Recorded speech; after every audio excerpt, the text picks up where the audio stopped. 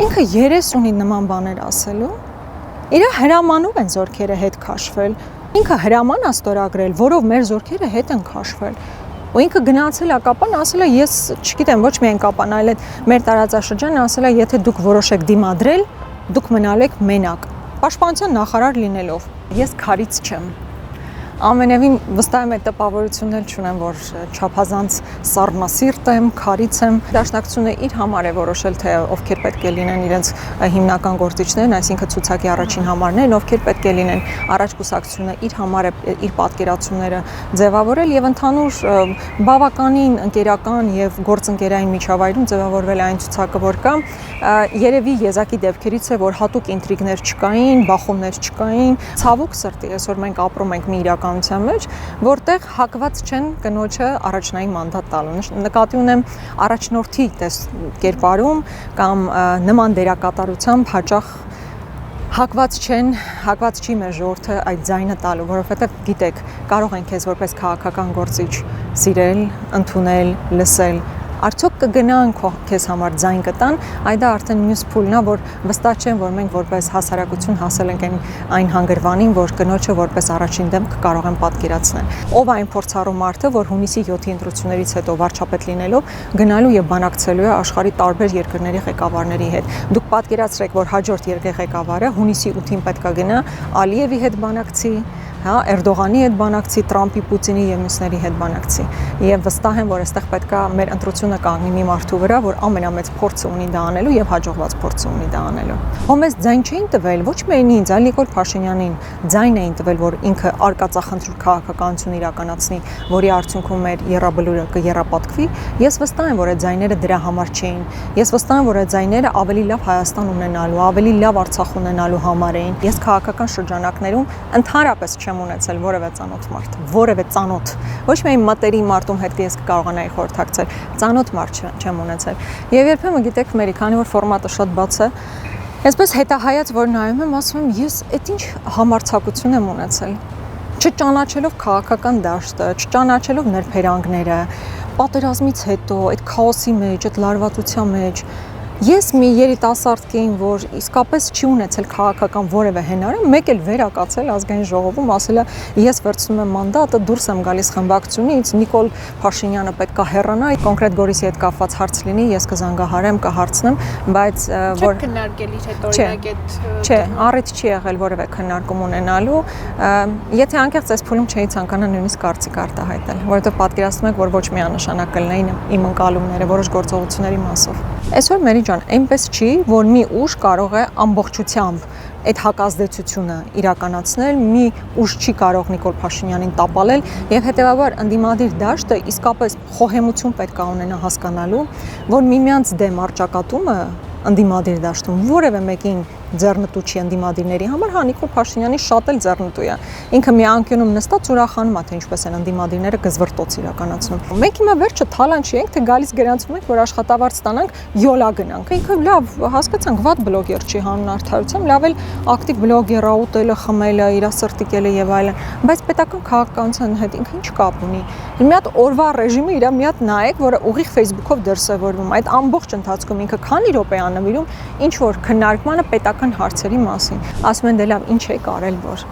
բա որ ոչ մի բան չենք արել, մեր գործընկերը ինչի է բանտում, ինչ ենք մենք բոլորս տարբեր հոդվածներով անցնում, մեր ընտանիքի անդամները ինչի են տուժում, ինչի իրանք կանան օրակարգ առաջ տանեն, որ Ադրբեջանը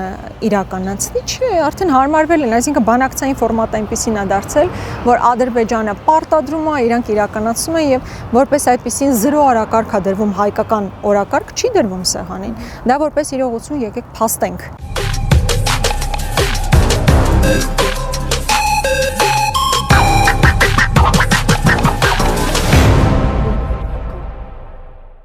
Ողջույն հարգելի հետևորդներ, 24 News-ի եթերում շարունակում ենք մեր հարցը նախագիծը։ Քաղաքական դաշտում կան այնպիսի գործիչներ, ովքեր պարզապես մասնակցություն են ունենում քաղաքական գործընթացներին, բայց կան նաև այնպիսիները, ովքեր գտնվում են հենց գործընթացների կիզակետում։ Այս շաբաթվա մեր հյուրը հենց այդպիսին է։ Ազգային ժողովի Հայաստան խմբակցության падգամավոր Աննա Գրիգորյանը։ Տիկին Գրիգորյան, ողջույն, նախ շնորհակալ եմ, որ մեր հրավերը չմերժեցիք, բայց պիտի նաև մեր հետևորդներին տեղեկացնեմ, որ Տիկին Գրիգորյանը հանդիպման վայրը ընտրել էր Կասկադը, սակայն իր քաղաքական գործիչ լինելու հանգամանքով պայմանավորված մեզ թույլ չտվեցին այնտեղ նկարահանում իրականացնել եւ մենք մասնավորապես ես Տիկին Գրիգորյանի թույլտվությամբ ընտրեցի նկարահանման վայրը, կարծում եմ դժգոհ չեք։ Չէ, բավականին գեղեցիկ այգի ազգային ժողովի այգին, եթե շենքը ծանր մթնոլորտ ունի, այգին բացարձակապես այդպիսինը չի, բավականին դրական միջավայր է այստեղ։ Եվ հենց սկսենք ազգային ժողովից, երբևէ կպատկերացնեիք, որ դուք կհայտնվեիք այս շենքում, կունենաք առաջնային մանդատ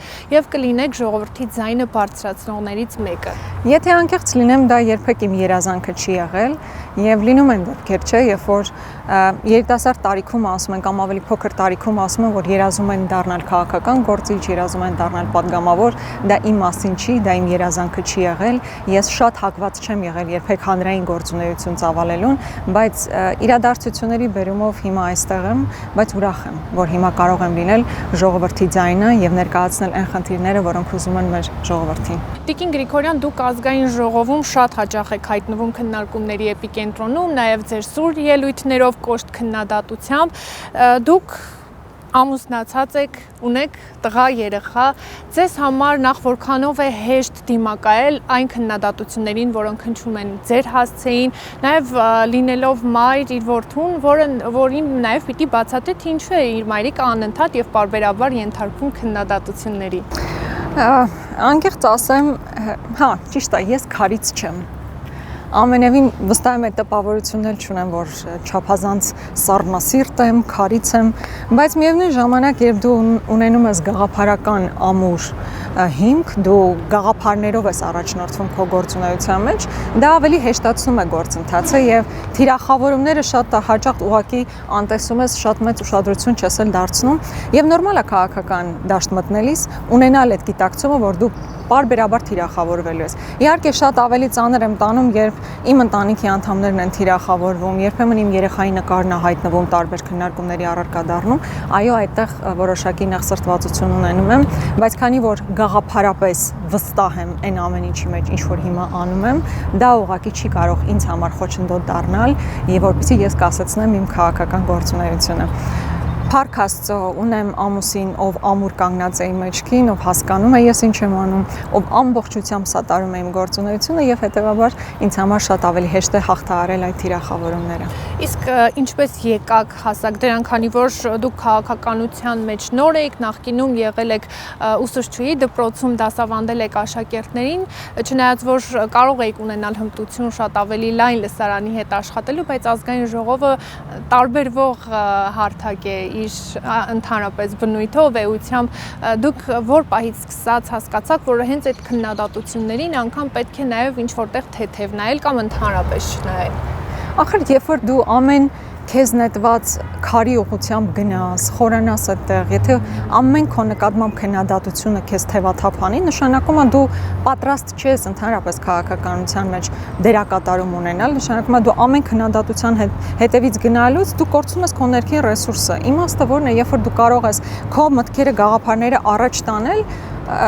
պարզապես միամտություն է կարծել, որ հաճախ ասում են, չէ, բա լավ չես նեղվում, այդքան քննադատում են, չես նեղվում, այդքան քեզ թիրախավորում են, չէ, չեմ նեղվում։ Թող ինչքան ուզում են ինձ թիրախավորեն, քանի դեռ ես ունեմ համոզմունք, այն ամենում, ինչ որ ես անում եմ, թիրախավորումը որևէ կերպ ազդեցություն չի ունենալու։ Եվ ես նաև իմ գործընկերներին, այն մարդկանց, այն երիտասարդներին, ովքեր պատրաստվում են դառնալ քաղաքական գործիչ, ես մշտապես ասում եմ, որ թիրախավորումը անխուսափելի է եւ որևէ կերպ ժամանակ չվատնեք թիրախավորման հետևից գնալու, հա, դրանք հերքելու, մեկնաբանելու, որովհետև դուք անընդհատ հայտնվելու եք այդ ճահճի մեջ։ Պետք է միշտ առաջ նայել ու պարզապես ընդունել, որ քո նկատմամբ պարբերաբար քարեր նետվել են, ուղղակի ուշադրություն չդարձնել։ Տիկին Գրիգորյան, բայց այդուհանդերձ այդ քննադատությունները, որոնք հնչում են ձեր հասցեին, թե իշխող խմբակցության կողմից եւ թե ընդհանրապես, քանի որ դուք падգամավորի տեխնացու եք Իմ քայլը խմբակցության կազմից, բայց չնայած որ հետո դուրս եկաք եւ պատերազմից հետո ձեզանից բացի եւս 4 հոգի լքեցին Իմ քայլը խմբակցությունը, բայց իհարկե որևէ կերպ չստվերելով իրենց գործունեությունը, տվյալ անձնավորություններին եւս թիրախավորել են, բայց ձեզ շատ ավելի հաճախ է իշխող ուժը քննադատում։ Ինչը ձեզ հատկապես չներեցին, գուցե այն, որ հենց դուք հեղափոխությանից հետո ընտրվեցիք падգամավոր եւ իրենք մտածում են, որ իրենք են ձեզ բերել ասպարեզ։ Նախ կարծում եմ թիրախավորումը ուժգնանում է այնքանով, որքան ակտիվ է լինում քո քաղաքական գործունեությունը։ Եթե ես ավելի պակաս ակտիվություն ցուցաբերեի, հետեւաբար թիրախավորումը ավելի պակաս կլիներ։ Որքան ակտիվ ես լինում դու, որքան քո որոշակի կարելի ասել ազդեցությունը հանրային տրամադրությունների վրա ավելանում է, թիրախավորումը համապատասխանաբար ավելանում է։ Այսինքն խնդիրը այն չէ, որ ես ժամանակին եղել եմ Իմ քայլը դաշինքի падգամավորական տեխնացու, այլ խնդիրը քո քաղաքական գործունեությունն է։ Հիմա փաստացի ինչ է ստացվում, որ իմ կյանքի եւ գործունեության ամենամութ կետը փաստորեն իրենց համար նույնիսկ իշխող քաղաքական մեծամասնության համար իրենց հետ որոշակի ճանապարհ անցնելն էր, բայց ես դուք գիտեք, որ ԿՊ կուսակցության անդամ չեմ եղել, այսինքն իրենց բացարձակ մեծամասնությունը ինձ հետ որևէ առնչություն չի ունեցել, բայց ինձ թիրախավորելու համար ուրիշ ինչ պետք է գտնեն ասելու։ Իմ կյանքում չկա որևէ դրվագ, որ իրենք կարող են այսպես մատնանշել ինձ թիրախավորելու համար, եւ թիրախավորման միակ բանը, որ գտնում են, այն է, որ ես ժամանակին եղել եմ Իմ քայլը դաշինքի տեխնացու, միայն դա է եղել։ Բայց իրականում ինչով է պայմանավորված, որ հատկապես ինձ են թիրախավորում, բացառապես խնդիրն այն է, որ ես այս փուլում շատ ավելի ակտիվ եմ, քան իմ մյուս այն գործընկերները, ովքեր ժամանակին եւս դուրս եկան Իմ քայլը դաշինքից, բացառապես դա է խնդիրը։ Տիկին Գրիգորյան, անդրադառնալով արդեն համապետական ընտրություններին սպասվող եւ քանի որ արդեն Հայաստան դաշինքը նաեւ հայտարարել է ցուցակները, մասնակցության ձևաչափը, դուք երրորդ համարն եք ցուցակի եւ ես հիշում եմ, որ երկրորդ նախագահը իր նախավերջին ասուլիսի ժամանակ հայտարարեց, որ հարցումներ են անելու, ներքին հարցումներ եւ ով ավելի բարձր վարկանիշ ունենա, ինքն էլ ցուցակը գլխավորի։ Ըստ տրամաբանության պարոն Քոչարյանն է ստացել ամենաբարձր ձայները, իսկ արդեն ցուցակի հաջորդականությունը ինչպես է որոշվել, էլի սոցհարցումների արդյունքում, թե ովքեր որոշեցին, ով պիտի լինի երկրորդը, երրորդը, չորրորդը։ Տեսեք, մի փոքր այստեղ տրամաբանությունը այլ է, որովհետև կան, գիտեք, կա դաշնակցություն, մենք դաշինք ենք, կա դաշնակցություն կուսակցությունը, կա առաջ կուսակցությունը եւ կան ոչ կուսակցական գործիչներ, օրինակ ինչպիսին ես եմ, եւ երկու կուսակցությունների եւ նախագահի այսպես մասնակցության բանակցությունների ընթացքում ձևավորվել է այն ցուցակը, որ կա 21 թվականին ես եւս երրորդ համարն էի, այստեղ շատ մեծ փոփոխություն չի կրել, առաջին եռյակը պահպանվել է, այլ շարունակությունը բնականաբար փոխվել է, բայց օրինակ դաշնակցությունը իր համար է որոշել, թե ովքեր պետք է լինեն իրենց հիմնական գործիչներն, այսինքն ցուցակի առաջին համարներն, ովքեր պետք է լինեն առաջ կուսակցությունը իր համար է իր պատկերացումները ձևավորել եւ ընդհանուր բավականին ընկերական եւ գործընկերային միջավայրում ձևավորվել է այն ցուցակը, որ կա, երևի եզակի դեպքերից է, որ հատուկ ինտրիգներ չկային, բախումներ չկային, որտեղ քաղաքական դաշտում մենք տեսնում ենք յուրաքանչյուր փուլում, երբ ձևավորվում են նախընտրական ցուցակները, ուղղորդվում են ինտրիգներով, ուղղորդվում են հետաքրքիր այսպես պատմություններով, մեր դեպքը մի փոքր այլ է եղել, այս իրավիճակում մենք շատ գործընկերային եկել ենք այն եզրակացության, որ հետո արդեն ցուցակի տեսքով դուք բոլորը ծանոթացաք։ Տիկին Գրիգորյան, դուք նշեցիք, որ ըստ էության 2021 թվականի ցուցակի համեմատությամբ էական փոփոխություններ չեն կրել, օրինակ չեք կարծում հենց այդ նույնի համատեքստում, որ փոփոխություն լիներ, դուք լինեիք առաջին համարը, օրինակ երկրորդ համարը Գառնիկ Դանելյանը, երրորդ համարը Լևոն Քոչարյանը, ես պատկերացրել եմ ցուցակ այլ բոլորովին այլ ցուցակ, շատ ավելի շատ ձայներ հնարավոր է տանեք համապետական ընտրություններում։ Տեսեք, նախընտրությունները կարող են շատ տարբեր լինել, բայց իրականում պետք է հիմնվել այն փաստերի վրա, որ կան քո ձեռքի տակ, այսինքն ով այն մարդը, ում միջոցով դու կարող ես մաքսիմալ ձայներ գեներացնել։ Եվ մեր պարագայում դա բնականաբար նախագահ Քոչարյանն է, եւ երկրորդ համարը Իշխան Սաղաթելյանը որպես գերագույն մարմնի ներկայացուցիչն է, երրորդը արդեն ես եմ։ Այսինքն շատ տրամաբանական է եղել ընդհանուր ցուցակը։ Գիտեք, ես վերջերս ինձ հաճախ են հարցում, հատկապես այդ առումով, որ միգուցե ես առաջադրվեի առաջին համարով, դա անկեղծ ասած լավ չեմ պատկերացնում, թե ինչու են հենց այդ առաջարկը առաջ տանում։ գոնե մի հանգամանք նշելով, որ ցավոք սրտի այսօր մենք ապրում ենք մի իրականության մեջ, որտեղ հակված չեն կնոջը առաջնային մանդատ տալու։ Նկատի ունեմ առաջնորդի կերպարում կամ նման դերակատարությամբ հաճախ հակված չի մեր ժողովուրդը այդ ձայնը տալու, որովհետև գիտեք, կարող են քեզ որպես քաղաքական գործիչ սիրել, ընդունել, լսել, արդյոք կգնան քեզ համար ձայն կտան, այդ արդեն մյուս փուլն է, որ վստահ չեմ, որ մենք որպես հասարակություն հասել ենք այն հանգրվանին, որ կնոջը որպես առաջին դեմք կարող են պատկերացնել։ Հա, նաև այդ հանգամանքը հաշվի առնելով, բայց բնականաբար նաև ինչպես ասացինք, ուսումնասիրություններ եղել են եւ ակնհայտ է, որ նախագահ Քոչարյանի միջոցով եւ նրա առաջնորդությամբ կարող ենք մաքսիմալ թվով ձայներ ապահովել մեր դաշինքի համար։ Բայց օրինակ ձեր պարագայում ասում են ամենածանրակշիռ կերպարներից մեկն է Տիկին Գրիգորյանը եւ այո կարող է եւ ցուցակ գլխավորել Հովիկ Աղազարյանենք եւս ներկայացրել էին իրենց ցուցակը եւ իրենց ցուցակը գլխավորում է հենց կին իրենք կարծես թե ուզում են այդ փոփոխությունը Ես իրականում ուրախացա, որ դա կարդացի, որ կա կուսակցություն, որն առաջին համարում կին է տեսնում, բայց պետքա ցավոք արձանագրեմ, որ չճանաչեցի ում մասին է խոսքը, չգիտեմ դուք որպես լրագրող հետաքրքրվել եք, իմացել եք ում մասին է խոսքը, ես ամենայն դեպս առաջին հայացքից, առաջին անգամ կարդալիս ինձ համար անծանոթ անուն ազգանուն էր, Դրա ժամանակը կգա մերի, դրա ժամանակը կգա, որ կանայք ոչ միայն նման ակտիվություն կցուցաբերեն քաղաքական process-ներում, այլ նաև առաջնորդություն կստանձնեն, չնայած ես կարծում եմ, որ հիմա ճակատագրական փուլ է, եւ այս ճակատագրական փուլում մեր պետության համար մենք ոչ թե փորձարկումների, նախասիրությունների շրջանակներում պետք է առաջնորդվենք, այլ պետք է հաշվի առնենք ով այն փորձառու մարդը, որ կկարողանա մեր երկիրը այս վիճակից հանել, ով այն փորձառու մարդը, որ հունիսի 7-ի ընտրություններից հետո վարչապետ լինելով գնալու եւ բանակցելու է աշխարհի տարբեր երկրների ղեկավարների հետ։ Դուք պատկերացրեք, որ հաջորդ երկրի ղեկավարը հունիսի 8-ին պետքա գնա Ալիևի հետ բանակցի,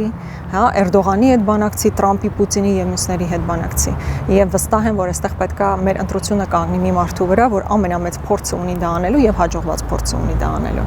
Տիկին Գրիգորյան, մի փոքր նորից ետ գնալով 2021 թվականին, հունվարի 21-ին դուք հայտարարեցիք, որ դուրս եք գալիս Իմ քայլը խմբակցությունից եւ մեջբերեմ ձեր Դա կարծեմ, բայց ավելի շուտ է եղել։ Չէ, կոնկրետ սա 2021 թվականի հունվարի 21-ի հայտարարությունից հետո էր լրագրողների հետ ճեպազրույցի ժամանակ դուք հայտարարեցիք, որ մեջբերում եմ, ուզում եմ հիշեցնել, որ ես նախ եւ առաջ մեծամասնականով ընտրված падգամավոր եմ եղել, հավաքել եմ առավել քան 5500 ձայն եւ դրա զգալի մասը տրվել է ինձ որպես անհատի եւ այն թիմին, որի ներկայացուցիչը եղել եմ ես։ Ես այստեղ եմ սյունեցիների եւ վայոց-ձորցիների քվեարկության արդյունքում։ Ես ուզում եմ իմանալ, երբ դուք այդ որոշումը կայացրեցիք դուրս գալու, ձեր համերկրացիները ինչպես արձագանքեցին դրան։ Կարևոր շեշտադրում եք անում, որովհետեւ հաճախ ասում են, չէ, 18 թվականի ընտրությունները գիտեք, որ հիմա բացառապես համամասնական են, 18 թվականի ընտրությունները խառը համակարգավոր, ռեյտինգային համակարգը դեռևս պահպանվում էր եւ ես առաջադրվել էի Սյունիքի մարզում եւ Վայոց ձորը եւս ընդգրկված էր այդտեղ Ստացել եմ 5500-ից ավել ձայն, դուք իրավացիորեն մեջ բերեցիք եւ հետեւաբար ես վստահ եմ, որ ինձ ձայն տվող մարդկանց մեծ մասի մտքով անգամ չեր անցնի, որ կարող է այդ ընտրությունը բերել նրան, որ մենք ունենանք հազարավոր զոհեր, որ մենք ունենանք պատերազմ։ Հոմես ձայն չէին տվել, ոչ միայն ինձ, այլ Նիկոլ Փաշինյանին ձայն էին տվել, որ ինքը արկածախնդիր քաղաքականություն իրականացնի, որի արդյունքում մեր եռաբլուրը կեռապատկվի։ Ես վստահ եմ, որ այդ ձայները դրա համար չէին։ Ես վստահ եմ, որ այդ ձայները ավելի լավ Հայաստան ունենալու, ավելի լավ Արցախ ունենալու համար էին, եւ ոչ թե այս կործանումներն ու ավերածությունները, որ մենք ունենք։ Հետեւաբար ես այո հիմնվել եմ նաեւ այն մարդկանց վրա, ովքեր ինձ սատարել են 18 թվականին, ովքեր իմ հիմնական թիմն են եղել ընտրաշավի ժամանակահատվածում եւ իրենցից որևէ մեկը չէր կիսում այն քաղաքականությունը, որ իրականացրել է Նիկոլ Փաշինյանը եւ ես ունեի ամբողջական սատարումը իմ ընտանիքի, իմ ընկերների, այն միջավայրի, ովքեր ինձ կրկնում եմ քաղաքական առումով սատարել են նաեւ 18 թվականին եւ 21 թվականին եւս շարունակել են ինձ հետ լինել եւ 26 թվականին եւս ինձ հետ են լինելու։ Նկատի ունեմ ունեցել եմ այդ սատարումը եւ հիմա էլ երբ գնում եմ Կապան, ես ունեմ անձնապես ոչ միայն քաղաքական առումով, անձնապես մարդիկ կիսում են այն, ինչ ես ասում եմ։ Իսկ երբ արդեն բուն որոշմանն է գալիս դու խմբակցությունը լքելու, կոնկրետ ում հետ խորհրդակցեցիք քաղաքական առումով, որ ձեզ այո խորհուրդ տվեց, որ ճիշտ է, տեղին է, նաև Վահե Հակոբյանի հետ ինչ խոսակցություն եք ունեցել այդ ընթացքում, որովհետև դուք հետո անդամակցեցիք իրենց։ Ես Վահե Հակոբյանին չեմ ճանաչել այդ ժամանակահատվածում, քաղաքական դաշտում որևէ մեկի հետ շփում չեմ ունեցել։ Ու ես սա ասում եմ շատ պարզ։ Ցանկացած մեկը, որ ինձ ճանաչում է, գիտի, ես քաղաքական շրջանակներում ընդհանրապես չեմ ունեցել որևէ ծանոթ մարդ, որևէ ծանոթ։ Ոչ միայն մտերի մարդում հետ ես կարողանայի խորհրդակցել, ծանոթ մարդ չեմ ունեցել։ Եվ երբեմն գիտեք, մերի, քանի որ ֆորմատը շատ բաց է, այսպես հետահայաց, որ նայում եմ, ասում եմ, ես այդ ինչ համարձակություն եմ ունեցել։ Չճանաչելով քաղաքական դաշտը, չճանաչելով ներբերանգները, պատերազմից հետո այդ քաոսի մեջ, այդ լարվածության մեջ, ես մի երիտասարդ կին, որ իսկապես չի ունեցել քաղաքական որևէ հնարում, մեկ էլ վերակացել ազգային ժողովում, ասել է ես վերցնում եմ մանդատը, դուրս եմ գալիս խմբակցությունից, Նիկոլ Փաշինյանը պետք է հեռանա եւ այլն եւ այլն։ Այն ժամանակ դա չէր թվում առանձնահատուկ մի բան։ Հիմա հետահայաց, որ նայում եմ, այն ամեն ինչի միջով ինչ որ ես անցա, բավականին բարդ էր, բայց քանի որ էլի ես գալիս եմ նրան, որ եթե դու ունենում ես համոզմունքներ, եթե դու շատ ուժեղ ես հավատում նրան ինչ որ դու անում ես, այն մնացած բոլոր խոչընդոտները, ռիսկերը, մարտահրավերները շատ փոքր են երևում քո գաղափարների համեմատությամբ։ Այսինքն եթե շատ ուղիղ պատասխանեմ, որևէ մեկի հետ քննարկում չեմ ունեցել քաղաքական դաշտում, չեմ ճանաչել որևէ մեկին, եւ իմ որոշումը կայացրել եմ հիմնվելով նախ եւ առաջ իմ համոզմունքների վրա, իմ ընտանիքի կարծիքն եմ հարցրել, որովհետև իրանք պետք է պատրաստ լինեն այս ամեն ինչի միջով անցնել, ու իմ ընտանիքը մեծապես տուժել է իմ քաղաքական գործունեության արդյունքում։ Բայց ես գիտեի, այսինքն մենք բոլորս հասկանում ենք, մենք ինչի մեջ ենք մտնում, ես ինչի մեջ եմ մտնում, ու այն ամեն ինչ, ինչ ես սատարում եմ, ինչ ես պաշտպանում եմ, վերանձնական է։ Ու գիտեք, հաճախ երբ որ իմ անձին են թիրախավորում, մտածում են հարց են լուծում, բայց այն ինչ որ ես անում եմ, իմ ընկալումը վերանձնական է։ Հետևաբար անձին թիրախավորելով չես կարողանում այդ հարցը լուծես։ Բայց իմ ընտանիքը այդ սատարումը ունեցավ, իմ միջավայրը շրջապատը ունեցավ, իմ հայրենակիցները այդ սատարումը տվեցին եւ հետեւաբար ես շատ ավելի վստահ քայլերով կարողացա անել այն ինչ հիմա անում եմ։ Ըստ էության բախտավոր աստղի տակ եք ծնվել։ Ինչ որ գիտեք, սենց ինչ որ բաներ ստացվել է։ Որովհետեւ երբ ես նայում եմ ձեր հաղորդմանը պատրաստվելու ընթացքում էլ, երբ նայում եի ու հիմա Աննա Գրիգորյանին, մարդ, որ քաղաքական դաշտում իրոք ունի իր ծանրակշիռ ներկայացվածությունը, նաեւ հաղորդումների առումով դուք վարում եք նաև ոդկաստ երկրորդ նախագահի եւ Տիկին Ագնեսա Խամոյանի հետ։ Այդ ինչպես կարողացաք հասնել դրան։ Աննա Գրիգորյանի ֆենոմենը ընդհանրապես ո՞րն է։ Ես չգիտեմ, ինձ թվում է իմ պարզությունն ու անկեղծությունն է, որովհետև ես չգիտեմ, ես հատուկ ոչ անկեղծ եմ ասում, ես երբեմն սենց հետահայացել եմ նայում, ինքնահայացում անում եմ, ես հատուկ ոչինչ չեմ արել այս տարիների ընթացքում, որ մտածեմ, այ սրանով ես պետք է առանձնանամ։ Ես այնպես չի, որ ամենաինտելեկտուալն եմ քաղաքական դաշտում, ամենախարիզմատիկն եմ, այդպես չի, բայց երևի ինչ որտեղ իմ անկեղծությունը, սրտացավությունը փոխանցվում է ինձ լսող մարդկանց։ Ինձ լսող մարդը հասկանում է, որ ես այլ նպատակ, այլ մոտիվ չունեմ քաղաքականության մեջ մնալու, քան այն գաղափարներն, որ ունեմ, որովհետև անձնական առումով բացի տուժելուց ոչինչ չեմ ստանում։ Բացարձակապես, այսօր ընդդիմադիր դաշտում մի հատ նայեք, ընդդիմադիր դաշտի քաղաքական գործիչ լինելը, հատկապես կին լինելով, որ այդ տարատեսակ թիրախավորումները կան, ինչ ես անձնապես շահում։ Մենք ջան վստահեցնում եմ, որևէ բան չես շահում։ Հետևաբար երևի այդ անկեղծությունը, այդ մոտիվը, որ հաճախ լսում են ինձ ասում են մենք հավատում ենք նրան ինչ դու ասում ես, հավանաբար ինձ դա կարող է ինչ որ ձև ավելի ընկալելի դարձնել լայն հանրության համար, որովհետև կրկնում եմ չկա այնպիսի հատուկ մի բան, որ ես ունեմ, որ դա կարող է այս էֆեկտը ունենալ։ Անկեղծությունը, պարզությունը, իմ գաղափարական համոզմունքները, որը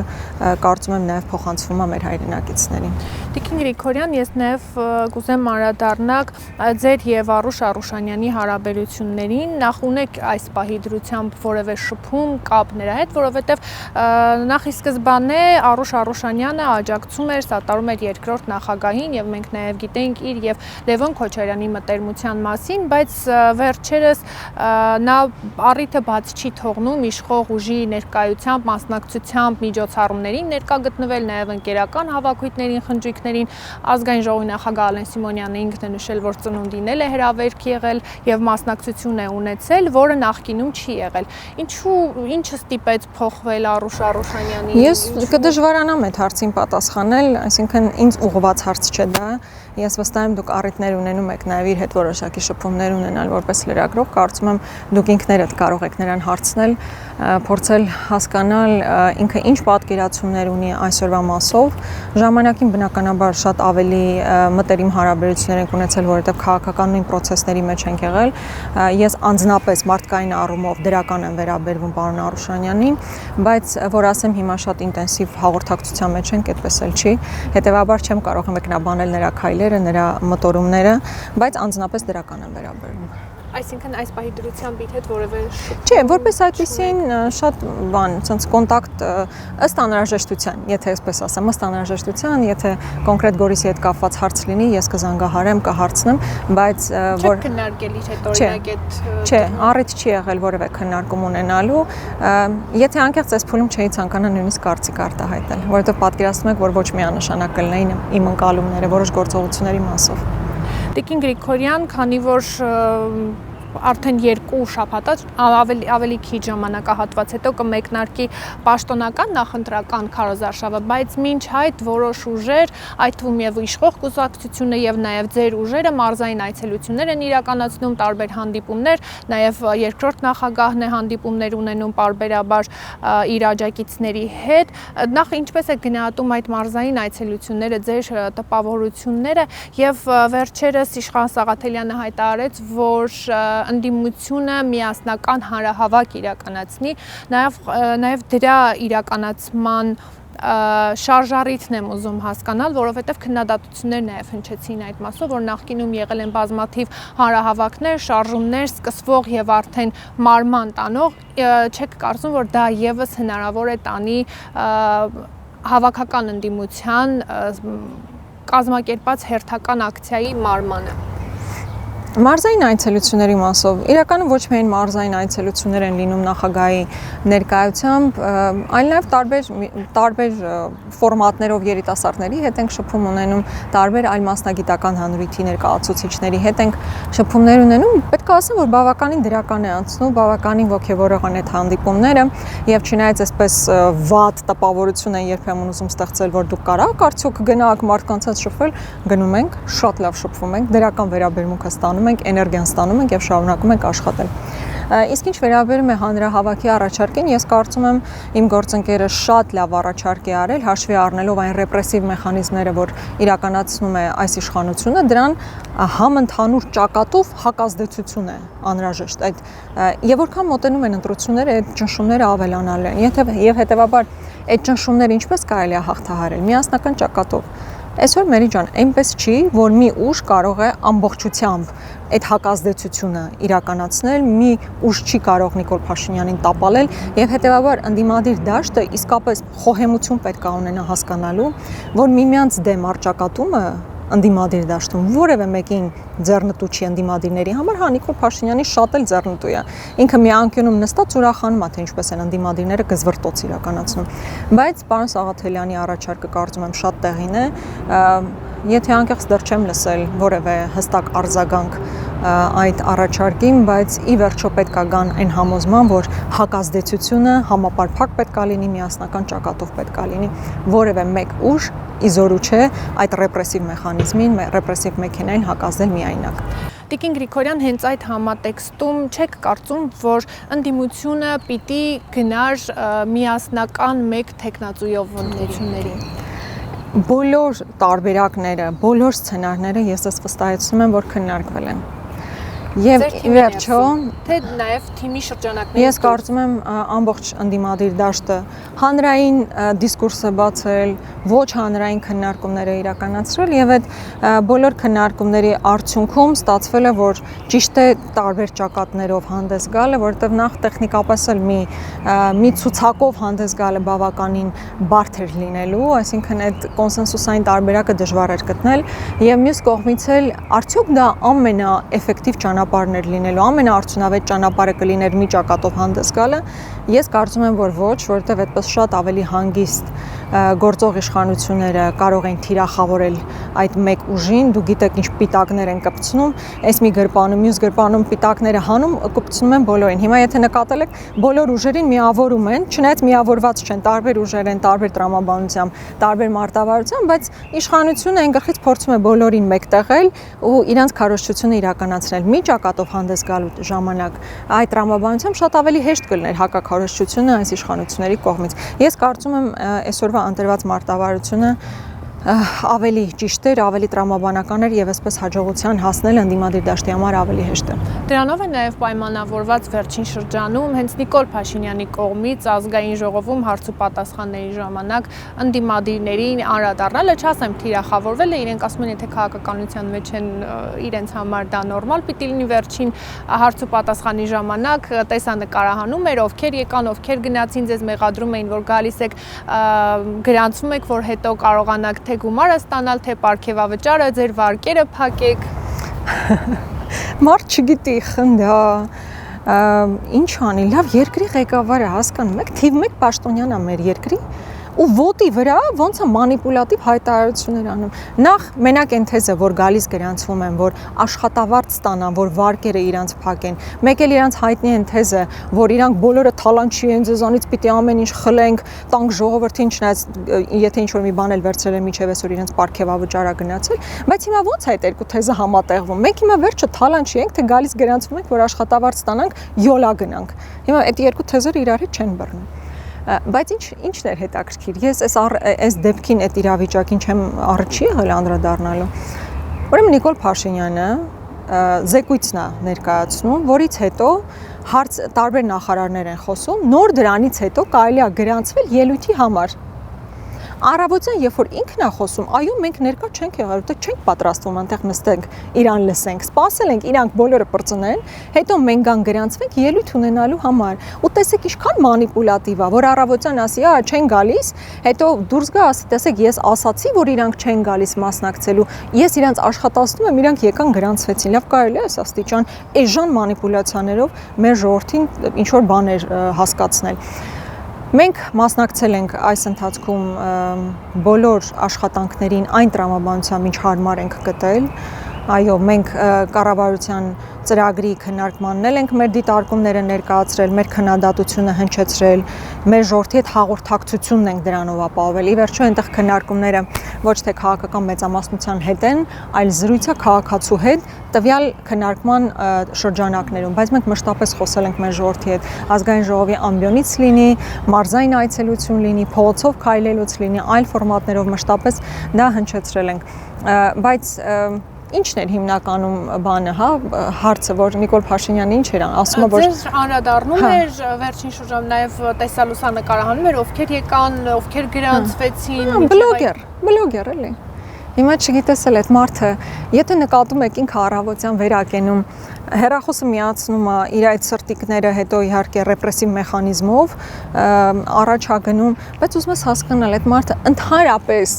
օրվա մեջ գոնե 5 րոպե պետական քաղաքականություն իրականացնում է, թե չէ, ինչ որ մի ծրագրի իրականացմամբ զբաղվում է, թե չէ, որովհետև ինքը լավ հասկացանք, վատ բլոգեր չի հանուն արդարությամբ, լավ էլ ակտիվ բլոգեր է, ուտելը, խմելը, իր սրտիկելը եւ այլն, բայց պետական քաղաքականության հետ ինքը ինչ կապ ունի։ Մի հատ օրվա ռեժիմը իր մի հատ նայեք, որը ուղիղ Facebook-ով դրսևորվում, այդ ամբողջ ընթացքում ինքը քանի րոպե է նվիրում ինչ որ քննարկմանը պետական հարցերի մասին։ Չկա ամբողջությամբ քարոզչություն է իրականացնում, բլոգերություն է իրականացնում։ Ես դեմ չեմ, եթե ինքը բլոգեր լինի, բայց պետական կառավարման հետ այդ ժամանակ իրեն։ Չէ, սենց էլ չեմ հետևում, ստիպված ենք, որ հասկանանք ինչ է կատարվում, ինձ համար անհետաքրքիր է իհարկե իրագործունեությունը, այսինքն ես շատ չէի կարող տպավորված լինել եղինջով սուպ ուտող մարդուն նայելուց։ Ես երբեք դա չեմ հասկացել, դա ինչ է նշանակում։ Այսինքն եթե նույնիսկ ինքը չլիներ, որևէ այլ բլոգեր լիներ, դեռևս տարակուսելի է, ինչ է նշանակում դնել, ուտել ու դա ցույց տալ մի խոսքով։ Բայց որպես բլոգեր էլի ոչինչ, բայց երբ որ դա անում է թիվ 1 պաշտոնյան, դա խայտարակություն է։ Տիկին Գրիգորյան, քանի որ 8-րդ գումարման ազգային ժողովի աշխատանքները ըստ էության ամփոփվում են, ընտրությունները համապետական, դուք ձեր ՕԳԳ-ն ինչքան եւ ինչպես կգնահատեք եւ մինչ մեր հաղորդումը եթեր կգնա, այս իշխանությունների կողմից հռչակվել է քաղաքացու օր ապրիլի 23-ին, բայց դա նշելու են ապրիլի 25-ին, Հայաստան դաշինքը ինչ է արել այս տարիների ընթացքում քաղաքացիների համար։ Մերի, մենք շատ բարդ քաղաքական process-ների միջով ենք անցել։ Եկեք ընդունենք, որ դասական առումով 5 տարիներ չեն եղել։ Այսինքն, այս 5 տարիները չի կարելի համեմատել մեր պատմության որևէ այլ տարիների հետ։ Եվ հետեւաբար գործունեության ՕԳԳ-ն էլ չի կարելի այդ նույն տրամաբանությամբ դատել, որովհետև մենք ինչքան խորհրդարանում ենք եղել, երկու այդքան փողոցում ենք եղել։ Վերջերս խոսում էի իմ գործընկեր Արտուր Սարգսյանի հետ, ով հիմա կալանքի տակ է գտնվում, գիտեք։ Հա։ Ու այսպես մենք փորձում ենք վերհիշել մեր անցած 5 տարիները, ու գիտեք, որ երբ որ եկան խորհրդարան 21 թվականին, Արտուր Սարգսյանը կալանավորված էր։ 6 ամիս ինքը կալանքի տակ էր գտնվում, մինչև Սահմանադրական դատարանը որոշում կայացրեց, որ անհապաղ պետք է ազատ արձակվեն բոլոր պատգամավորները եւ նա եւ մեր մյուս գործընկերները դուրս եկան, արդեն ազատության մեջ էին գտնվում։ Որը ժամանակ հետո արդեն դուրս եկանք դիմադրության շարժման։ Հա, դրանից հետո էլի պայքարի Արցախի հայաթափման ժամանակահատվածում էինք դրսում ու պարբերաբար դրսում ենք եւ հիմա ինքը մի քանի ամիս արդեն հերթական կալանքի տակ է գտնվում։ Այսինքն, օրինակ իմ գործընկերոջ միայն օրինակով 5 տարվա կեսը ինքը անց է կացրել կալանավայրում ապօրինի կերպով, մի անգամ արդեն Սահմանադրական դատարանի որոշմամբ հաստատված, որ ապօրինի է, մյուսը առաջիկայում կհաստատվի, որովհետև այնտեղ ընդհանրապես գործ չկա փլուզման եզրինը։ Եվ կամ փողոցում ենք եղել, ինքը կամ կալանավայրում, կամ փողոցում, կամ դուք տեսել եք այն բազմաթիվ ծեծ ու ջարդը, որ եղել է, այսինքն դասական առումով քաղաքական գործընթացներ չէին, որտեղ ես օրինակ հանդես կգայի կրթության ոլորտի բարեփոխումների մասով։ Դուք գիտեք, որ ես 9 տարի ուսուցիչ եմ աշխատել, բայց այստեղ կրթական ոլորտի մասով նույնիսկ չեմ կարողացել ինձ տրամադրել, որ կրթության մասին մի բառ ասեմ։ Չնայած դա ինձ համար ֆունդամենտալ ոլորտ է, կարծում եմ մեր բոլոր խնդիրների ակունքը նաև այդ կրթական ոլորտից է գալիս, բայց անվտանգային նենց մարտահրավերներ ենք ունեցել, Արցախի հետ կապված նենց մարտահրավերներ ենք ունեցել, որ լրիվ այլ տրամաբանությամբ է աշխատել մեր քաղաքական գործունեությունը, այսինքն սովորական այնպիսի իրավիճակ չէր, որ մենք մտածենք, այս օրենքի նախագիծը բերենք, այս խնդիրը լուծենք, այս օրենքի նախագծի շուրջ քննարկումներն այսպես իրականացնենք, չնայած դա էլ ենք արել։ Անկեղծության համար պետք է ասել, որ եւ թոշակների բարձրացման մասին օրենքի նախագիծ ենք բերել, եւ բազմազավակ ընտանիքների մասին ասենց համապարփակ մենք փաթեթ ունենք, որը բերել եւ մերժվել են։ Գույքահարկետ կա տարբեր հարցերի շուրջ բերել ենք, որոնք կարող էին մարդու առօրյա կյանքը ավելի թեթևացնել եւ բնականաբար այդ բոլոր օրենքի նախագծերը մերժվել են քաղաքական մեծամասնության կողմից, դա որպես փաստ արձանագրենք։ Բայց հիմնական մեր գործունեությունը եղել է ավելի այսպես ուղիղ առճակատմամբ, փողոցում եւ ազգային ժողովում մեր սուր ելույթներով, որովհետեւ երբ որ դու սովորական պայմաններում չես ապրում, քո գործունեությունն էլ չի կարող սովորական լինել եւ հետեւաբար այդ անսովոր իրավիճակում դու քո բառապաշարն ալը ուրիշ ձև լինում, քո շեշտադրումներն են ուրիշ ձև լինում, քո հարցադրումներն էլ այլ ձև լինում քաղաքական մեծամասնության ու Նիկոլ Փաշինյանի վստահ եմ տեսել եք թե ինչքան տենց որոշակի բախումներ հենց նաեւ իմ հարցերի ժամանակ որոշակի բախումներ են եղել եւ դա անխուսափելի է եղել եթե մեծ հաշվով նայենք մեր հիմնական խնդիրը այո այս իշխանություններին հեռացնելն է եղել, որը ցավոք մինչև այսօր չի ստացվել, բայց նաև ուզում եմ արձանագրել, որ մենք իսկապես ամեն բան արել ենք դրա համար։ Իսկապես ամեն բան արել ենք, ոչինչ չենք խնայել, որովհետև տեսնում եք մեր գործընկերների մի մասը կալանավայրում է գտնվում այսօր մեր 30 տեխնացուներից 2-ը այս պահին կալանավայրում են գտնվում, մեկը դաշնակցական Իգոր Սարգսյանը, մեկը մեր գործընկեր Արթուր Սարգսյանն է։ Բոլոր մեր մեծ մասի նկատմամբ մեր տեխնացուների կաքրյական գործեր հարուցված տարբեր հետապնդումներով են անցնում, այնպես որ այս տարիներն իսկապես նույնիսկ մեր մասին էլ չէին, մեր գործունեության մասին էլ չէին։ Հաճախ ասում են, չէ, հիմա տեսեք, հիմա չեն կրակում, այս մի ասֆալտը լավ է արված, հետո քննարկում է, բայց ասֆալտ այնքան էլ լավ չի արված, փոսեր կան, այս տարիները դրա մասին չեն լինելու։ Այս տարիներն արձանագրվելու են որպես Արցախի ամբողջական կորստի տարիներ։ 21-րդ դարում հայ ժողովրդի նկատմամբ իրականացված էթնիկ զտման տարիներ։ Եվ երբեմն ես տեսնում եմ, որ մեր քննարկումները տեղափոխվում են սոցիալ-տնտեսական դաշտ, ինչը երևի բնական է, ինչը երևի նորմալ է, հատկապես նախընտրական փուլում։ Միևնույն ժամանակ շատ ավելի էական է դառնում, որ դու արդեն քննարկման առարկա ես դարձնում հանրային դիսկուրսում ցեղասպանության հարցը։ Ոնց կարելի է ցեղասպանության հարցը որևէ այլ տրամաբանությամբ քննարկման առիթ լինի։ Ոնց կարելի է մենք այսօր խոսենք նրա մասին, որ արցախյան հերոսամարտը արկածախնդրություն չէր, հա, այսինքն գնում է, չէ, դիսկուրսը, որ Արցախում 90-ականների հաղթանակը ոչ թե հաղթանակ էր, ոչ թե ճիշտ էր, որ դա այդպես եղավ, այլ արկածախնդրություն է։ Արցախ ասելուց հետո ներողություն են խնդրում։ Հասկանում եք, ֆունդամենտալ փոփոխություններ են տեղի ունենում մտածողության մեջ, ինքնության մեջ, եւ հետեւաբար այս տարիները դրանով են արձանագրելու, որ ասենց կտրուկ տրանսֆորմացիա է գնում։ Նախ հողի վրա քո հայրենիքի կորուստ ես ունեցել, մեր հայրենակիցների էթնիկ զտում է տեղի ունեցել, բայց նաև քո սոցիալ հոգեբանական մենթալ առումով կտրուկ տրանսֆորմացիա է տեղի ունենում, որը ամենևին մեր ընտրությունը չի, այլ ադրբեջանական պարտադրանք է, որը նաև Նիկոլ Փաշինյանի ձեռամբ նա որպես գործիք է օգտագործում մեր ժողովրդի վրա այդ ազդեցությունը թողնելու համար։ Այս տարիներն են, որպես արձանագրում սա է։ Մենք արդյոք կարողացել ենք 100%-ով հակազդեցություն տալ այս օրակարգին, եթե այդ օրակարգը դեռ քննարկման առարկա է, եթե այդ օրակարգը դեռ ընկալում ունի մեր ժողովրդի գոնե մի հատվածի կողմից, նշանակում է ամբողջությամբ մենք չենք հաջողել, բայց մենք նաև անում ենք ամեն ինչ դրա համար, եւ եթե նկատել եք, մենք հիմնական քարոզարշավում էլ ինչքան մենք խոսում ենք, ինչպես թոշակներից, երևի լսել եք բարձրագույն կրթությունը անվճար դարձնելուց եւ այլնից, մենք ֆունդամենտը դնում ենք մեր ինքնության պաշտպանությունը, որովհետեւ Արցախի կորստից հետո չի կարելի թույլ տալ, որ Արցախի մասին հիշողությունները հիմա ուղղակի ջնջեն, որ անօրինական համարվի Արցախ ասելը, որ հանցավորություն համարվի Արցախը, որ Արցախի հաղթանակը որպես հաղթանակ դիտարկելը։ Այսինքն այդ ֆունդամենտալ փոփոխությունները հիմա մենք պետք է փորձենք կասեցնել ու պատահական չի, որ մենք ասում ենք առաջիկա ընտրությունները ճակատագրական են լինելու եւ սոցիալական միայն խնդիրների մասին չի, այլ մեր ժողովրդի ընթացքը այս ստորացման ընթացքը կասեցնելու մասին է եւ իսկապես խաղաղություն հաստատելու, բայց ինքդ նաեւ արժանապատիվ զգալու մասին է։ Եվ այդ process-ով փորձեն գնալ։ Ճիշտ է, ձեր հարցը հիմնականում այս անցնող տարիների մասին էր եւ կարծում եմ դուք էլ ինքներդ տեսել եք, թե մեր կռիվը ինչպիսին է եղել, տարբեր ձևաչափերով, տարբեր ձևերով եւ սովորաբար որ ինձ հարցնում են, առաջինը հենց Արտուր Սարգսյանին եմ ասում իր օրինակով։ Մարդը 5 տարվա իբր պատգամավորական մանդատ ունեցող մարդ է, որի կեսը ուղիղ անցկացրել Կալանավայրում, մյուս կեսը կամ այստեղ կռվի մեջ է եղել, բառից բուն իմաստով կռվի մեջ է եղել, կամ փողոցում է կռվի մեջ եղել։ Դա է եղել մեր ամբողջ պայքարը ու ես իսկապես շատ ցավում եմ, որ հատուկ շրջանակների կողմից ուղղորդմամբ եւ թիրախավորմամբ ասում են դե լավ ինչ է կարել որ բա որ ոչ մի բան չեն կարել մեր գործընկերը ինչի է բանտում ինչ ենք մենք բոլորս տարբեր հոդվածներով անցնում մեր ընտանիքի անդամներ ինչի են տուժում բա որ մենք ոչ մի բան չենք անում այս ընթացքում Տիկին Գրիգորյան, դուք խոսեցիք իրողությունների մասին, Արցախի կորստի մասին, եւ ցավալիորեն մենք հիմա գտնվում ենք մի իրականության մեջ, որ դրանք ետ վերադարձնել չենք կարողանալու։ Եվ ըստ էության հաջորդ թիվ սպասվող այս համապետական ընտրություններում ձեր ուժն էլ եթե գա օրինակ իշխանության, չի կարողանալու օրինակ ապահովել Արցախի ետ վերադարձը դժվար թե կարողանանք հիմա ապահովել նաև մեր արցախցիների ետ վերադարձը Արցախ, այսինքն ըստ էության մենք պարզապես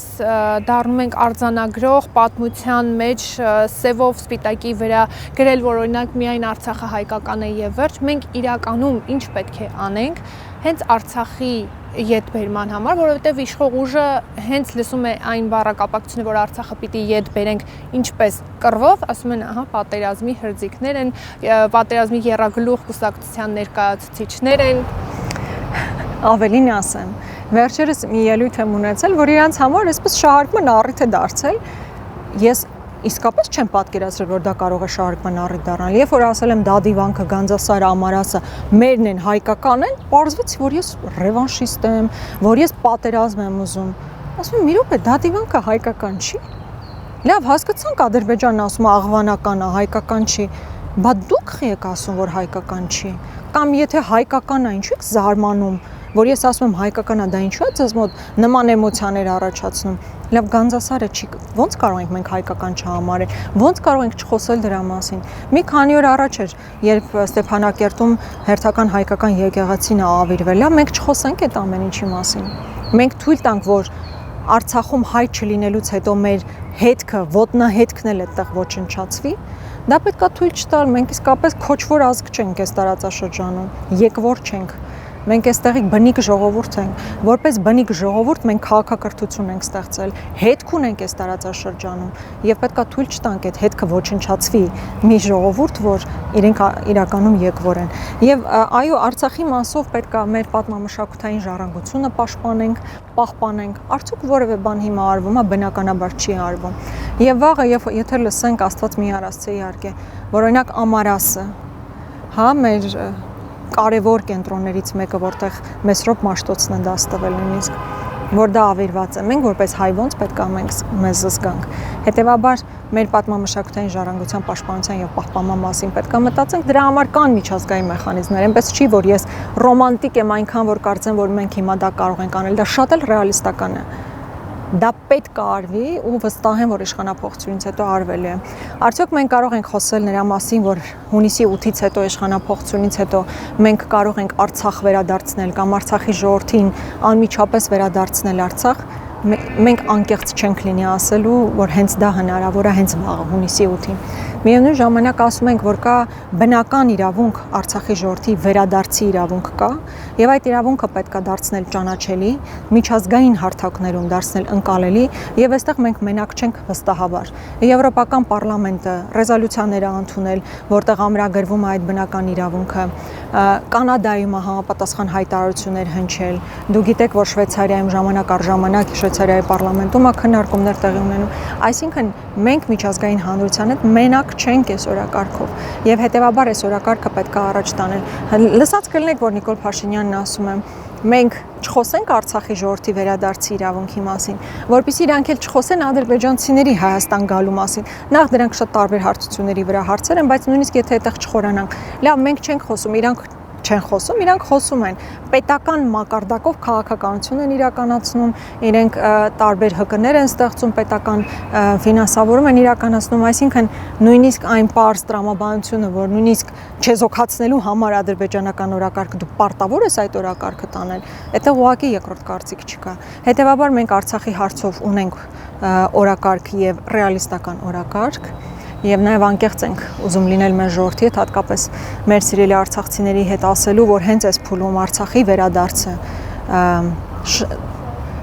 պետք է շատ ավելի շուտ այդ իրավունքի ճանաչումը, միջազգայնացումը մեր թիվ 1 առաջնահերթությունը պետք է լինի։ Տիկին Գրիգորյան, դուք խոսեցիք նաև անվտանգային խնդիրների մասին։ Ես հիշում եմ Նիկոլ Փաշինյանը, երբ այցելել էր Սյունիք, եւ դրանից հետո վերադարձել էր, նշում էր, որ սյունեցիները մեզ խնդրում են, թե երբ պիտի այստեղ էլ տեղի ունենա սահմանազատում, Կիրանցի նման, Կիրանցի պատը, իրականում գուցե ամեն ինչ այդքան լավ է եւ դուք եք ծանրացնում եւ սյունեցիները իրապես ցանկանում են, որ սահմանազատում եւ սահմանագծում այս իրողության պայմաններում տեղի ունենա։ Սյունեցիները ուզում են, որ մեր տարածքները դեօկուպացվեն։ Գիտեք, որ այդ հայտարարությունը հատկապես եղել է ներքին հանդի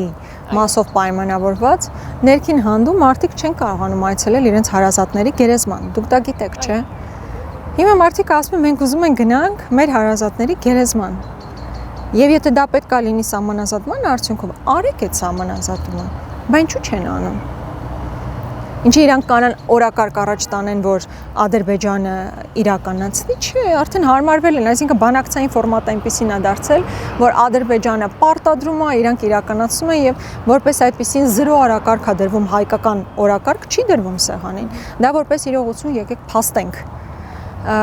Բայց սյունեցիները բնականաբար ուզում են, որ մեր տարածքները դեօկուպացվեն, դա կարծում եմ շատ բնական է, որ ուզում են։ Հիմա այդ եղանակի մասին է խոսքը, այո, եթե սահմանազատման արդյունքով պետք է լինի, այո, դա պետք է լինի սահմանազատման արդյունքով, բայց քանի այս իշխանություններն են, վստահաբար նման որևէ process չի լինելու։ Հակառակ պարագայում 24 թվականին Տավուշում տարածքներ հանձնվեցին։ Քանի սանտիմետր հող ենք մենք վերադարձրել, 0։ Քանի այս իշխանություններն են խոսել մեր տարածքների դեօկուպացիայի մասին, ուղղակի անհեթեթություն է։ Գորիս-Կապան ճանապարհատված հատվածի մասին էլ օրերս պաշտպանության նախկին նախարարն էր մեր տաղավարում հյուր եւ Գորիս Կապան ճանապարհահատվածի մասին նշում էր, որ բացառապես իր ջանքերի, իր պայմանավորվածությունների, իր կապերի շնորհիվ է եղել, որ կարողացել է պահպանել այդ հատվածը եւ միայն իր գնալուց հետո է որ կարողացել է Արշակ Հարությունյանը։ Ինքը 30 ունի նման բաներ ասելու։ Իր հրամանով են զորքերը հետ քաշվել։ Ես չեմ լսել անկեղծությամբ այդ հարցազրույցը, բայց իր հրամանով մեր զորքերը հետ են քաշվել։ Կիլոմետրերով առաջ ենք կանգնած եղել։ Ու ինքը հրաման է ստորագրել, որով մեր զորքերը հետ են քաշվել։ Ու ինքը գնացել է Կապան, ասել է ես չգիտեմ, ոչ միայն Կապան, այլ այդ մեր տարածաշրջանը ասել է, եթե դուք որոշեք դիմադրել, դուք մնալ եք մենակ։ Պաշտպանության նախարար լինելով։ Ու ինքը դեռ ասում է, որ իր գործուն ջանքերի միջոցով, իր գործուն զանգել է Շոյգուին, եւ ինչ արել ռազմական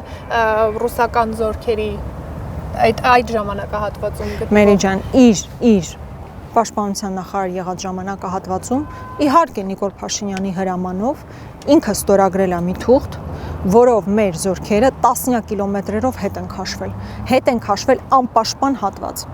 Երկար ժամանակ վրանների տակ են քնել, անվտանգ չի եղել եւ հետեւաբար մարդ ոնց կարա ասի, որ իր ներգրավվածությամբ ինչ որ process-ա կասեցրել, երբ որ իր ներգրավվածությամբ անպաշտպան սահմաններ են ձևավորվել եւ մեր զորքն էլ հետ է քաշվել։ Ավելին, դու գիտեք, որ պատերազմի ընթացքում նոյեմբերի 9-ի առաջին կետն ասում էր, որ զորքերը պետք է կանգնեն այնտեղ, որտեղ այդ պահին գտնվում են։ Այդ պահին մեր Սյունիքից տասնյակ կիլոմետրերով հեռու էր մեր զորքը կանգնած եւ այդտեղ առաջնագիծը տղաները պատերազմի ընթացքում նաեւ մեր քաղաքապետերը կարողացել էին առաջնագիծ ձևավորել, նոր խրամատներ ձևավորել եւ այնտեղ նստած են եւ Արշակ Հարությունյանի հրամանի արդյունքում է որ բոլորը հետ են քաշվել։ Հիմա ինքը ասում է որ ինչ որ բան է արել։ Դե լավ։ Միթե այդքան հեշտ է մոռանալ, հա։ Քաղաքական հայտ են ներկայացրել եւ ըստ էության մինչեւ վերջել պարոն Հարությունյանը չասեց հիմա իրենք իշխանամետ են թե ընդդիմադիր դուք ինչպես եք ընդունում։ Եթե անկեղծ ես ընդհանրապես չեմ հետևում նրա գործունեությանը, առաջին անգամ ձեզնից լսեցի, որ այդ կոնկրետ այդ հայտարարությունն է արել, բացարձակ գաղափար չունեմ իշխանամետ են, այսինքն իրանց պետք է լսել հասկանալու համար իրանց նպատակը որն է, բայց եթե անկեղծ կարծում եմ գրեթե զրոյին մոտ դերակատարությունն են քաղաքական process-ների վրա, հետեւաբար արձագանքելու չգիտեմ։ Օրինակ չէիք ուզի իրենք ձեզ միանային ձայներ տային։ Բայց իրենք ովքեր են։ Վստահ չեմ, որ ամբողջական անկեղծ եմ ասում, հիմա ոչ թե սենց բացասական վերաբերմունք ուղղակի ունեմ։ Նախ այո, իր կայացրած որոշումը ինձ համար չափազանց բացասական որոշում է, ես երևի 1000 անգամ խոսել եմ դրա մասին այստեղ։ Ու ավելի Նիկոլ Փաշինյանին հարցրել եմ, արդյոք Վաղարշակ Հարությունյանն այ մարդը եղել այդ որոշումը կայացնողը, Նիկոլ Փաշինյանն ասել է, ոչ, ես եմ այդ որոշումը կայացրել եւ Վաղարշակ Հարությունյանը իրականացրել է, բայց ամեն դեպքում ինքը այդ ժամանակ պաշտպանության նախարար եւ Սյունիքը խոցելի դարձրվել է իր կայացրած որոշումների արդյունքով։ Այդ առումով բնականաբար ունեմ բացասական վերաբերմունք, բայց թե հիմա ինչ են անում, ես ներողություն եմ խնդրում, իրականում չեմ տիրապետում, չեմ հետևել, որպեսզի կարողանամ ինչ որ կարծիք հայտնել։ Տիկին Գրիգորյան, ձեր հասցեին հնչած քննադատություններից եւս մեկին կուզեմ անդրադառնալ, շատ քննադատվեցիք նաեւ, երբ դուք ելույթ ունեցաք ի պաշտպանություն Սամվել Կարապետյանին կազմակերպված հանրահավաքի ժամանակ, Դիանա Աբգարի պուրակում էր կազմակերպված, եւ դրանից հետո սկսվեցին այն հայտնի խոսակցությունները, որ Աննա Գրիգորյանը լքելու է Հայաստան դաշինքը, Ռոբերտ Քոչարյանի թիմից գնալու է արդեն Սամվել Կարապետյանի թիմին է միանալու եւ падգամավոր հենց իրենց ցուցակով է դառնալու։ Նախ ինչու դուք հենց ելույթ ունեցաք այդ օրը եւ արդյոք այդ ընթացքում եւ դրանից հետո որևէ անգամ որևէ քննարկում է եղել ձեր իրենց անդամակցության վերաբերյալ։ Անկեղծ եմ ասում, քաղաքական դաշտում երբեմն ձևավորվում են խոսույթներ, այս դեպքում բամբասանքներ, որ իսկապես չես կարողանում հասկանալ որտեղից է գալիս։ Մերի ջան, պաշտոնապես ասում եմ, երբեք որևէ միջավայրում 2 հոգով, 3 հոգով, երբեք նույնիսկ քննարկում չի եղել այդ քայլի մասով, թե դա ում մտքում է ձևավորվել։ Հետո ով է որոշել, որ այդ բամբասանքը պետք է հանրային դաշտ նետել, անկեղծ ասած չգիտեմ։ Այդ օրը ես հանդես եմ եկել որպես ընդդիմադիր քաղաքական գործիչ Հայաստան խմբակցության անդամ։ Այսինքն եւ նախագահի հետ եմ դա քննարկել եւ մենք որպես խմբակցության անդամ եմ ես այնտեղ հանդես եկել։ Ավելին այնտեղ հանդես է եկել նաեւ Աղվան Վարդանյանը, բայց ոչ մեկ դա չի նկատել։ Բոլոր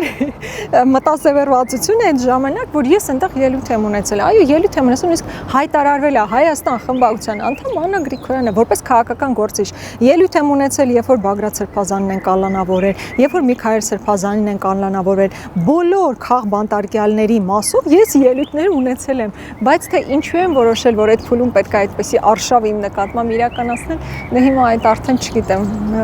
որոշակի շրջանակների հետաքրության մեջ էր մտնում, արել եմ, բայց որ իսկապես նման քննարկում երբեք չի եղել եւ ես ինչքան պետք լինի քաղաքական հետապնդում իրականացված մարդկանց կողքին եմ լինելու, նրանց շահերը բարձրաձայնելու եմ, ու մինչև որս չկա մի մարդ, ում նկատմամբ քաղաքական հետապնդում եղած լինի, հիմա այսպես փորձում եմ վերհիշել ու ես մի անգամ դրա մասին խոսացած չունեմ։ Ելույթել եմ ունեցել, հարցազրույցներով եմ խոսել, այսինքն դա նորմալ էր, որ ես պետքա նաև այդ աջակցությունը ցուցաբերեի։ Այդ ժամանակահատվածում որոշում կայացած, որ ես պետքա մեր անունից այնտեղ նկատի ունեմ մեր աջակցությունը հայտնենք այդ ելույթով, այդպես եղել է, այսինքն հատուկ որևէ բան չկար, իսկապես հատուկ որևէ բան չկար, եւ դա բացարձակապես բամբասանքի տիրույթում է, որևէ աղերս չուներ իրականության հետ։ Եվ նաեւ կուզեմ ասեք, թե որպես կին ինչպես եք հասնում բոլորին ժամանակ տրամադրել, լինելով ակտիվ քաղաքականության մեջ։ Արդյոք հասցնում եք բոլորին պատշաճ ժամանակ տրամադրել։ Այս վերջերս պետքա խոստովանեմ, շատ խղճի խայթ ունեմ, որ իմ տղային պատշաճ ուշադրություն ժամանակային առումով չեմ հասցնում տրամադրել։ 9-րդ դասարան ավարտում է եւ քննությունների փուլում է, պատրաստման փուլում է։ Ես որպես մայր, որ միշտ ուշադիր հետևել եմ դասերն արելա, չի արել, ինչքան է պատրաստված, այդ քննությանը պատրաստ է թե պատրաստ չի, ցավոք այս փուլում չեմ կարողանում որպես մայր ամբողջական այդ վերահսկողություն ունենալ եւ այո, խղճի խայթով եմ այս պահին, համ քաղաքական գործունեությունը հասկանում ես, որ ճակատագրական փուլը այլ ճար չունես, բայց նաև որպես մայր զգում եմ, որ ինչ որ ձև տուժում է այս փուլում իմ ներգրավվածությունը այլ հարցերի, իմ տղայի հետ կապված հարցերի եւ այլն, բայց հասկանում ես, որ սա ժամանակավոր է։ Այս փուլում նաև իմ գործունեությունը նրա համար է, որ իմ տղան եւ նրա հասակակիցները ավելի լավ Հայաստանում ապրեն, արժանապատիվ կյանքով ապրեն, եւ եթե այս 2 ամիսն էլ պետք է մի քիչ տուժի իմ տղան, ես իրանից շատ ներողություն եմ խնդրում։ Իմ ընտանիքին էլ բոլոր առիթներով ասում եմ, ես շատ ներողություն եմ խնդրում, որ այն անհարմարությունների համար, որ ձեզ համար ստեղծում եմ, այն մթնոլորտի համար, որ երբեմն դուք հայտնվում եք, բայց սա չափազանց կարևոր փուլ է։ Ըմբռնումով մոտեցեք, այդ ըմբռնումը իհարկե ունեմ ես ընտանիքում, բայց այս փուլը դժվար է, բայց դա էլ կհաղթահարենք, խիստ ժամանակավոր է, կարևորը վստահ ենք, որ ապագայում իրավիճակը փոխվելու է ու նաև հենց իմ տղայի համար այդ իրավիճակը ավելի լավ է լինելու։ Այդ ժամանակ ինչով կուզեք զբաղվել, եթե ոչ քաղաքականությամբ։ Այ հիմա արդեն դժվար է ասել, որովհետև եթե սկզբում դժվար էի պատկերացնում ինձ քաղաքական միջավայրում, այսինքն sense հանրային հրապարակախոսական գործունեությամբ, հիմա արդեն շատ ինձ օրգանիկ եմ զգում այս գործունեության մեջ, քանի դեռ ասելիք կունենամ հանրային քաղաքական դաշտում, կլինեմ այստեղ։ Որ փուլում զգամ, որ իմ ասելիքը ավարտված է, ես այլևս կոմունիկացիա կարիք չունեմ ժողովրդի հետ, բան չունեմ ասելու, մարդիկ ինձանից բան չունենան լսելու, ես կդադարեմ իհարկե իմ գործունեությունը եւ այդ փուլում կմտածեմ ուրիշ ինչով զբաղվեմ, բայց քանի դեռ իմ ներսում ես զգում եմ, որ կա ասելիք, ես կշարունակեմ մնալ քաղաքական դաշտում։ Շնորհակալություն Տիկին Գրիգորյան հետաքրքիր եւ անկեղծ զրույցի համար։ Հարգելի հետևորդներ, հիշեցնեմ, որ ես զրուցում էի Ազգային ժողովի 8-րդ գումարման падգամավոր Հայաստան դաշինքի ներկայացուցիչ Աննա Գրիգորյանի հետ։ Շարունակեք հետևել 24 News-ին, կհանդիպենք։